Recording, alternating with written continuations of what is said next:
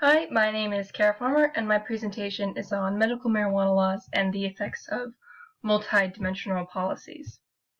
So, while there is growing support among medical and scientific communities, and even among political officials, valid concerns persist about the effects of medical marijuana laws on public health, especially on youths. There are studies that show that states with medical marijuana laws see higher instances of substance abuse and dependency issues with marijuana as the primary substance. And studies also show that this is probably because the perception of harmfulness surrounding the drug has decreased and access points, like ease of access, has gone up. States have an interest in curbing this abuse, especially among youth, or at least being aware of what policies increase the likelihood of abuse. This is partly because the Department of Justice issued a memo in 2013 stating that it would not prioritize enforcement of federal law prohibiting marijuana so long as states develop their own robust marijuana regulations. And these regulations were to kind of follow along with 8 priorities outlined by the DOJ, the 2 more relevant ones being prevention of the distribution of marijuana to minors, and preventing the exacerbation of other adverse public health consequences associated with marijuana use.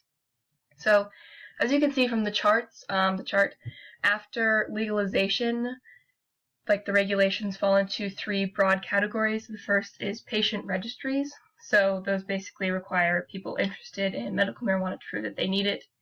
The second is home cultivation. So how many mature plants can you have at once? How many immature plants? Can you grow a month's supply or 2 months' supply? Specifics like that. And then dispensaries regulations. Does the state legally recognize and protect dispensaries? And if so, who can they sell to? Who can buy from them? And where can they be located? So the purpose of the study I looked at was to take into account all of those different regulations and examine how more or less restrictive policy bundles influence use and abuse. And they do this by examining behavioral changes at the margins and patterns of use. So questions like, are people shifting from no use to casual use to heavy use? And is that heavy use resulting in having to be admitted in somewhere for treatment because it's becoming problematic use? So data and methodology. The data itself came from the treatment episode dataset and the National Longitudinal Survey of Youth. So TEDS looks at treatment admission data where marijuana is the primary substance of abuse, and that information includes demographic factors such as age and gender, and that's good for capturing instances of abuse or problematic use. The NLYS, surveys a cohort of youths aging into adulthood between 1997 to 2011, and the data measure that the authors used from that is derived from answers to a question that they're asked, which is, how many days have you used marijuana in the last 30 days? And the responses capture instances of experimentation, casual, and heavy use, so the behavioral changes at the margins.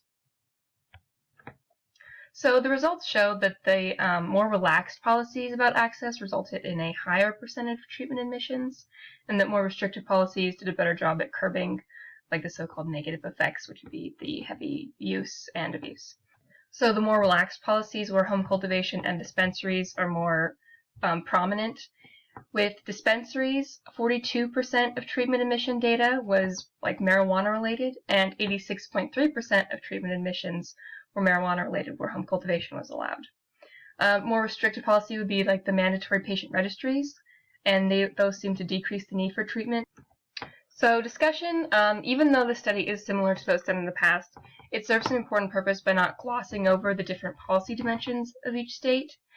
And it's important not to do that because by ignoring the different policy dimensions, you're not getting an accurate picture of the effects that different policy bundles actually have. So the study captures the potential effects of a variety of policies, and that's a really important tool for states who are tweaking policies or developing new ones that are looking to curb instances of substance abuse, heavy use, or dependency, especially among youths.